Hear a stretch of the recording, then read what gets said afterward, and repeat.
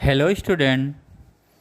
अब हम लोग वेव में स्पीड को समझते हैं। और स्पीड क्या है? मैकेनिकल वेव, इलेक्ट्रोमैग्नेटिक वेव्स की स्पीड, मैटर वेव्स, वही तीन तरह के वेव हम लोगों को पढ़ना है। राइट। जब हम मैटर वेव की बात करते हैं तो यहाँ पे डी ब्रोगली जो है उनका कॉन्सेप्ट आता है।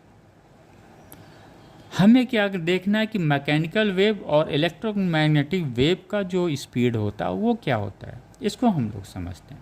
मैकेनिकल वेव में क्या होता है, स्पीड दोनों जगह हम लोग सेम लिखते हैं, v equal to n lambda mechanical wave के लिए भी, इलेक्ट्रोमैग्नेटिक वेव के लिए भी v equal to n lambda. जबकि हमको पता है इलेक्ट्रोमैग्नेटिक वेव्स का जो वैक्यूम में स्पीड होता है वो लाइट के स्पीड के बराबर होता है, यानी 3 इंटू 10⁸ मीटर पर सेकेंड होता है। कहाँ पे? वैक्यूम में। लेकिन जब वही इलेक्ट्रोमैग्नेटिक वेव्स किसी मीडियम में जाती है तो इसका स्पीड चेंज हो जाता है। राइट।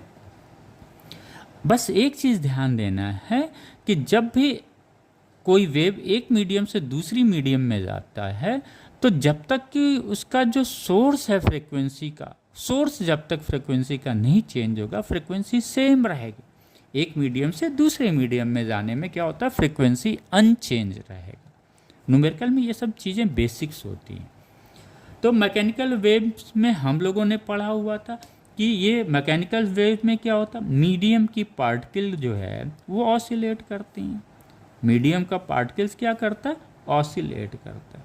राइट। ये मीडियम के पार्टिकल्स हैं। तो ये जो पार्टिकल जो ऑसिलेट कर रहा है यानी एसएचएम करता है, ये पार्टिकल, हर एक पार्टिकल्स क्या कर रहा है, एसएचएम कर रहा है।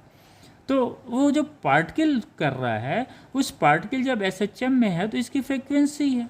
तो ये जो v equal to n lambda है, ये जो पार्टिकल है मीडियम का नहीं, जो एक सिंगल पार्टिकल जो ऑसिलेट कर रहा है उसकी फ्रिक्वेंसी है। राइट। क्योंकि ऑसिलेशंस में क्या है, सिमिलर होता है, सभी पार्टिकल्स का ऑसिलेशंस क्या होता है, सिमिलर होता है, सेम होता है, बस सिर्फ फेज में डिफरेंस होता है पार्टिकल्स का।